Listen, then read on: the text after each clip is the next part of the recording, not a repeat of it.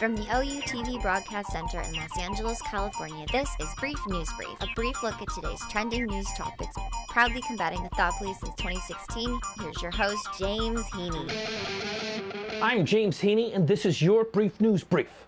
On Monday, Apple, Facebook, YouTube, and Spotify kicked prominent conspiracy theorist Alex Jones and his popular show InfoWars off of their services. This comes after years of mounting pressure for the media giants to take more responsibility for the content that appears on their platforms. The Silicon Valley's titans acknowledged that their services have become a breeding ground for foreign espionage, white nationalism, and conspiracy mongering. Tech companies have been out on the front lines in the age of Trump, taking steps to identify and remove accounts linked to white nationalists and hackers. Jones is a longtime conspiracy theorist and a Trump supporter whose impassioned paranoia has drawn millions of followers. Facebook said in a statement that it took down 4 Jones-related pages not for spreading fake news through conspiracy theories, but for repeated violations of glorifying violence and violating hate speech policy. Jones and his supporters are crying that it's liberal censorship. Jones has taken to Twitter, the only platform that's not currently censoring him.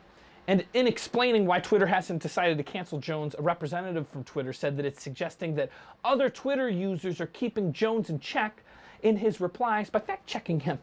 Tech companies are perfectly within their rights to kick Jones and others off their platforms. They are not private companies. They are not governed by the First Amendment. In fact, you might not realize this, but your First Amendment right is only to speak against governments. Although banning Jones certainly limits his ability to reach his massive audience and to spread new conspiracy theories, it doesn't do much to address the conspiracy theories that are already circulating among the public. Yesterday, Trump admitted that the meeting way back in the summer of 2016 with a bunch of people from his campaign and a bunch of people from Russia was in fact about, and you're not going to believe it, it was about getting dirt from Hillary Clinton, right? Are you not completely surprised? Is it not like the end of the movie The Sixth Sense? Are you not surprised that Tyler Durden was the same? Oh my gosh, don't want to spoil too much for you. But Trump is now saying that this whole meeting was totally legal and done all the time in politics. The meeting and the administration's response are a focus of the inquiry by the special counsel investigating the 2016 Russian interference of the election. You know, the witch hunt that keeps indicting criminals and has now squeezed a new drop of rare truth from the commander-in-chief. This meeting, this Russian meeting, or whatever you want to call it, the Trump Tower meeting, has constantly been shifting. The explanations of it change nearly, it seems, every week there's a new explanation. Everyone involved.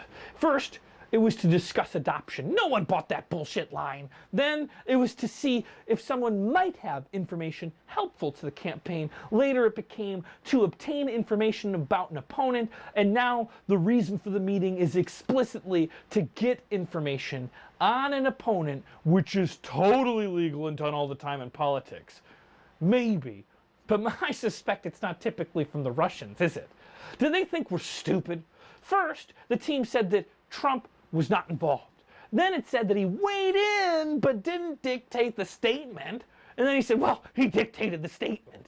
And then still, the president maintains that he didn't know about the meeting. I wonder when we're going to hear the truth on that one. I'm pretty sure all we ever really needed to know, all this other stuff is just BS. All we needed to know was that the Russians emailed Don Jr. and said, I have some dirt. And Don said, I love it. That's it. That's the genesis of the Russian collusion right in sight. What more is there to really know? You might need a box of Kleenex for this next story, and if there's children in the room that you don't want to see you crying, I'd let them go, because this is emotional.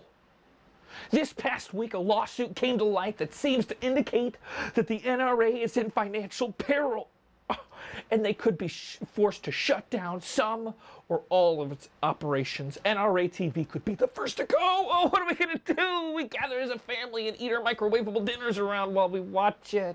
Well, we'll have to find something else. No Roseanne either. Oh! It was disclosed a week ago that a growing number of insurance companies and other financial institutions have severed ties or voiced concerns about working with them. Andrew Cuomo, in particular, has been leading the fight. Back in April, he urged anyone who operates in New York State to stop doing business with the NRA and its affiliates. The NRA says that this boycott is working and that they have been effectively blacklisted. Now, this is just currently happening in New York State, but since New York's such a big banking and insurance hub, if companies that operate in New York State back away, it's having national implications and affecting activities all across the country. But some aren't buying it quite entirely. Some Parkland students are concerned that the NRA is crying wolf and the whole thing's a PR stunt. But it's true, so they might have a point. NRA often does portray itself as a victim. Yet, if the NRA can't find insurance, if they can't find banks willing to do business with them, it will affect the long-term health of one of the country's strongest, biggest advocacy groups.